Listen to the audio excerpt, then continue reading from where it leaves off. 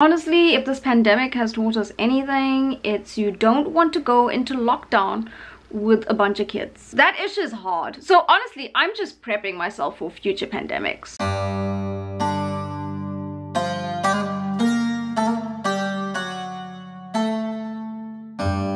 Well, how's it, people? So 4 years ago, I made this video. Now, bear in mind that 4 years ago, I started my channel. This video was literally the second video I ever made on my channel. My second video. And I thought that it would be a great idea to rant about being 27 and single. Yeah. I know I'm the queen of cringe, but even I will admit that that is cringe on a whole new level.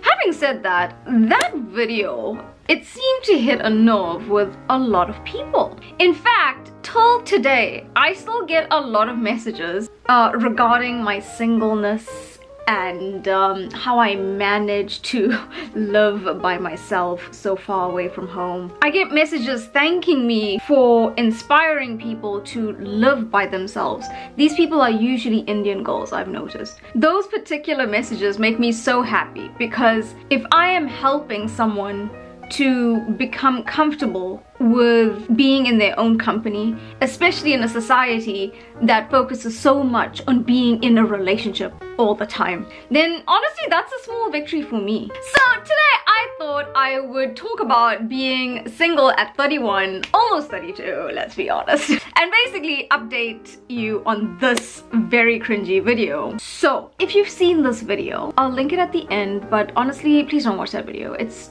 really cringe. It's just don't watch the video, okay? Basically in that video I'm just ranting about being 27 and single, and if you've watched that video you will clearly see I am panicking about being 27 and single. I was 27 and at that time I thought 27 was really old and far too old to be single. And here we are today. At the end of that video, I made it seem like everything was okay and I made peace with the fact that I was 27 and single and I was just gonna live my little life. But I know that that was all a lie. 31-year-old me watching that video now, I know I was just trying to be brave because I can still see the panic in my eyes. Because here's the thing, at that time, I still had to contend with all these external forces, we'll call them. So not only society normalizing being in a relationship, because let's be honest, we definitely live in a society that normalizes being in a relationship, and especially at that time so much has changed in 4 years, but still today, like we still kind of live in a society where it's seen as normal to be in a relationship, and especially at 27 and especially at 31, right? That's number one external force. Number two external force that I had to deal with at that time, which is why I was panicking, is, and I don't know if I've ever mentioned this on my channel, but I'm Indian. And Indian girls out there watching me now will agree with me, I'm sure, when I say that the pressure to be in a relationship, well, let's just say that if you're not in a relationship, especially if you're my age, you might as well pack up your ovaries and go. Okay, now luckily I have very chilled parents who are okay with me being by myself. I mean, every now and then my mother will make some jokey comment about my singleness. You know, those jokey comments that are jokey but deep down inside not so jokey. Yeah, those jokey comments. But other than that, they're very chilled. But just because my parents are chilled with it doesn't mean that I'm off the hook. Oh no. You know why? Let me tell you why. When you're Indian, you don't just have two parents. You think we Indian people just have two parents? Nuh-uh. You still have the whole Indian community who think that they're your parents. Every Tom, Dick and Rajesh think that they're your parents. So you don't just have two parents. You have like 567,000 parents. Yeah. Two parents. So that's the problem. In addition to your parents, you still have other Indian people, be it distant relatives, sometimes not even that distant, sometimes not even relatives, who will be adding their 2 cents on your life as if they are the people who raised you. Such fun. I know, it's such fun. And we all know how Indian aunties like to talk, don't we? We all know how Indian aunties love to judge and talk about other people's kids. It's their favorite pastime. You meet an Indian auntie at a wedding, you don't even know her. And after the wedding, she's already gone home and phoned her 5th cousin on her father's side to talk about you. Yeah, it's the vicious Indian cycle. You go visit an Indian relative and their first question to you will be, you still haven't found someone. It's so much fun. I know, it's so much fun. And to answer that question, no, I haven't found someone. Because if I had found someone, you would know about it already. Because let's be honest, you people talk. When I watch myself in this video, honestly, it's shocking. I have changed so much since then. It's like I've done a 180. And honestly, I actually pity myself. When I watch myself in this video, I pity myself. 31-year-old me really pities 27-year-old me there. Because clearly, I really was panicky and worried about what other people thought of me at that time. Shame. I said earlier that I get a lot of messages from people telling me that I inspire you because I live alone even though I'm in my 30s. You guys really seem to like reminding me that I'm in my 30s, thanks. Plus I'm so far away from home, and how do I manage to do that? And here's the thing, this is the secret to the whole thing. This is the key to the whole mystery. Are you ready? Are you sure? Sure? Okay, listen carefully. Listen properly. Being single, doing life by yourself, even when you're in your 30s, we've got to start normalizing that. It starts with us. Because, and this is gonna blow your mind. Are you ready for this? Because not only is it very doable, but it's also totally okay. I know! It's mind-blowing stuff. I know. We've got to start becoming comfortable with our own company. And we've got to stop worrying about what other people will think of us when we are seen in public, at restaurants by ourselves, at cafes by ourselves, going to the movies by ourselves. We've got to stop worrying what other people think. Let me tell you something. I do that stuff by myself all the time. I go to movies by myself. I sit at restaurants by myself. I travel by myself. And I really do not give a rat's bum what other people think. And once more and more of us do this, it'll start becoming normal. And especially us Indians, I know how difficult it is for us. But we've got to stop worrying about what Samosa auntie down the road is going to think of us when we're in our 30s and single. Because they are the ones living our lives. We are the ones living our lives. They are not the ones experiencing our happiness. We are the ones experiencing our happiness.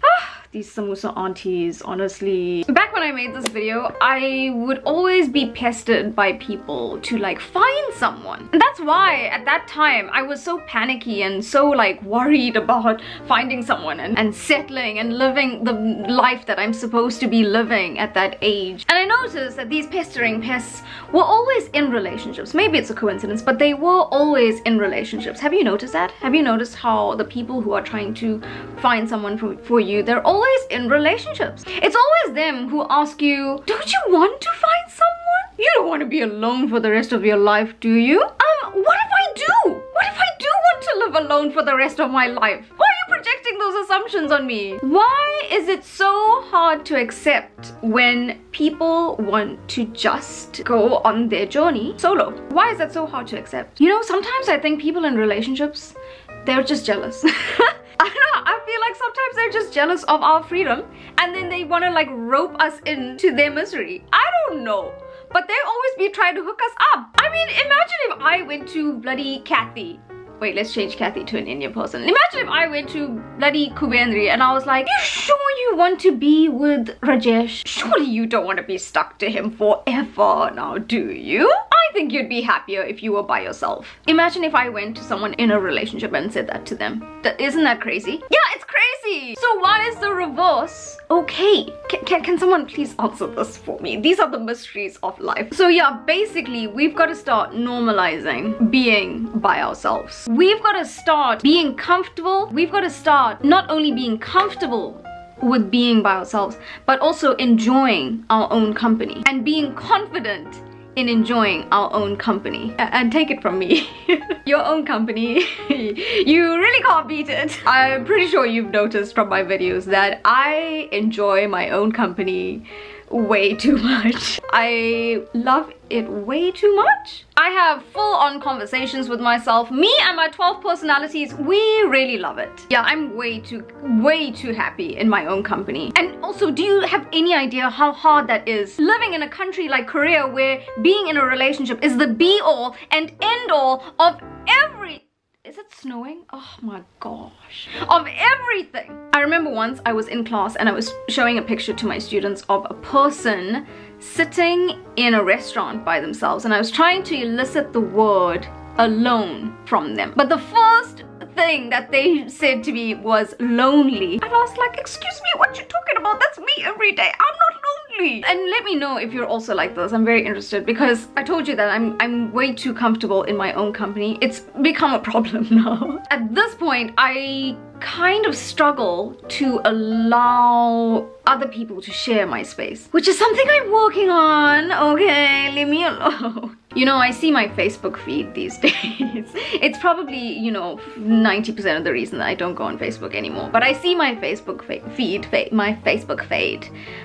these days, and even my Facebook feed has changed a lot since 4 years ago. My Facebook feed at that stage in my life was just a lot of my friends changing their relationship statuses to engaged. But now, 4 years later, and my Facebook feed is at the stage where my Facebook friends are not just posting photos of their first child. Oh no, they're now posting photos of their third or fourth child. And meanwhile, I'm just here, little old Sam, posting photos of my third dalgona coffee that I made. And honestly, that's great for you. If you're my age and you're married and you're spamming people's Facebook feeds with photos of your kids, that's cool. But also, if you're my age and you're not married and you don't have photos of babies to spam people's Facebook feeds, that's cool too. You do you, boo. Whatever makes you happy is what's most important. Whether you decide to get married at 25 or whether you decide to get married at 85, let's be honest, that's looking likely for me. You just do life at your own pace, and definitely not Corgi Auntie's pace. And honestly, that's how I've decided to live my life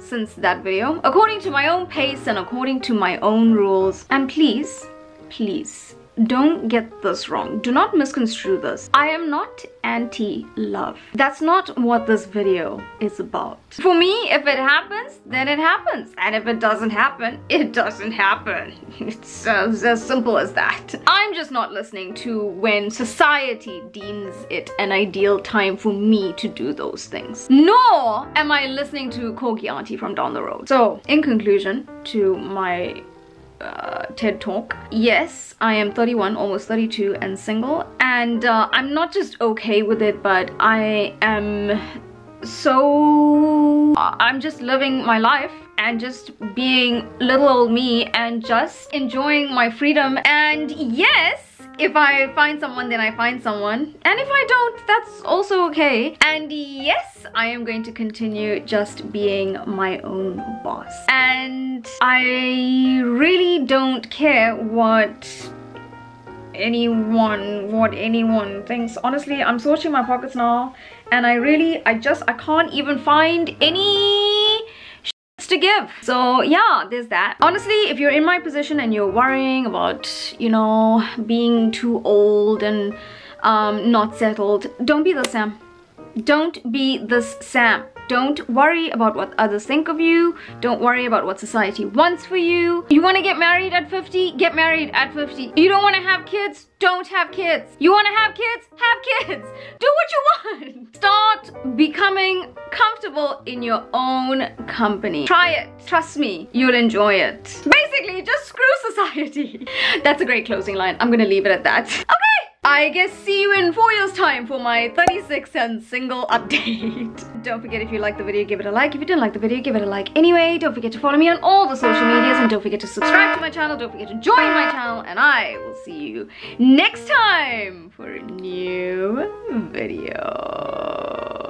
Goodbye. And remember, #forever alone.